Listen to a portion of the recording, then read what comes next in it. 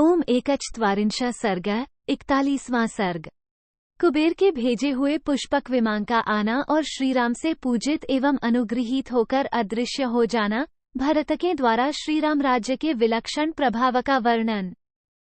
रीछों, वानरों और राक्षसों को विदा करके भाइयों सहित सुख स्वरूप महाबाहु श्रीराम सुख और आनंद पूर्वक वहां रहने लगे। एक दिन अपराह्न काल में दोपहर के बाद अपने भाइयों के साथ बैठे हुए महाप्रभु श्री रघुनाथ जी ने आकाश से यह मधुर वाणी सुनी। 2 सौम्य श्रीराम, आप मेरी ओर प्रसन्नतापूर्ण मुख से दृष्टिपात करने की कृपा करें।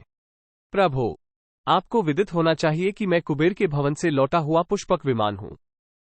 3 नरश्रेष्ठ, आपकी आज्ञा मानकर मैं कुबेर की सेवा के लिए उनके भवन में गया था, परंतु उन्होंने मुझसे कहा।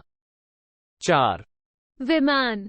महात्मा महाराज श्रीराम ने युद्ध में दुर्धर्ष राक्षसराज रावण को मारकर तुम्हें जीता है। 5 पुत्रों, बंधु बांधवों तथा सेवक गणों सहित उस दुरात्मा रावण के मारे जाने से मुझे भी बड़ी प्रसन्नता हुई है। 6 सौम्य।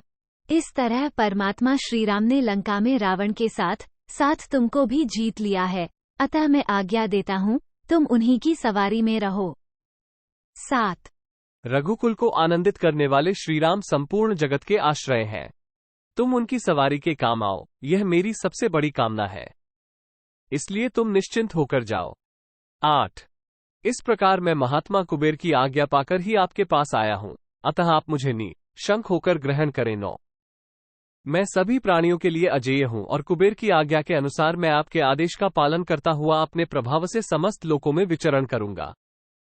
10 पुष्पक के ऐसा कहने पर महाबली श्रीराम ने उस विमान को पुनः आया देख उससे कहा। 11 विमान राज पुष्पक, यदि ऐसी बात है तो मैं तुम्हारा स्वागत करता हूँ। कुबेर की अनुकूलता होने से हमें मर्यादा भंग का दोष नहीं लगेगा। 12 ऐसा कहकर महाबाहु श्रीराम ने लावा, फूल, धूप और चंदन आदि के द्वारा पुष्पक का पूजन किया। 13 और कहा, अब तुम जाओ, जब मैं स्मरण करूं तब आ जाना। आकाश में रहना और अपने को मेरे वियोग से दुखी न होने देना। मैं यथासमय तुम्हारा उपयोग करता रहूंगा। स्वेच्छा से संपूर्ण दिशाओं में जाते समय तुम्हारी किसी से टक्कर न हो अथवा तुम्हारी गति कहीं प्रतिहत न हो। 14 1/2 पुष्पक ने एवमस्तु कहकर उनकी आज्ञा शिरोधार्य कर ली। इस प्रकार श्रीराम ने उसका पूजन करके जब उसे जाने की आज्ञा दे दी, तब वो पुष्पक वहां से अपनी अभीष्ट दिशा को चला गया। 15 1/2 इस प्रकार पुण्यमय पुष्पक विमान के अदृश्य हो जाने पर भरत जी ने हाथ जोड़कर श्री रघुनाथ जी से कहा।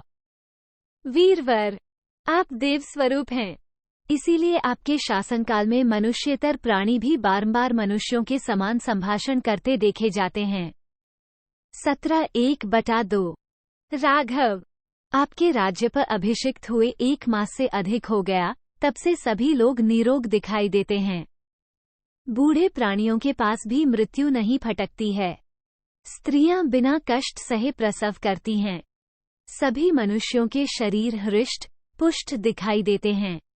18 19 राजन, पूर्ववासियों में बड़ा हर्ष छा रहा है। मेघ अमृत के समान जल गिराते हुए समीप वर्षा करते हैं। हवा ऐसी चलती है कि इसका स्पर्श शीतल एवं सुखद जान पड़ता है। राजन, नगर और जनपद के लोग इस पुरी में कहते हैं कि हमारे लिए चिरकाल तक ऐसे ही प्रभावशाली राजा रहें। 21 1/2 भरत की कही हुई ये सुमधुर बातें सुनकर नृपश्रेष्ठ श्रीरामचंद्र जी बड़े प्रसन्न हुए। 22 इत्यार्षे श्रीमद् रामायणे वाल्मीकि आदिकाव्ये उत्तरकांडे एकचत्वारिंश सर्ग। 41 इस प्रकार श्री वाल्मीकि निर्मित आर्ष रामायण आदिकाव्य के उत्तरकांड में 41वां सर्ग पूरा हुआ। 41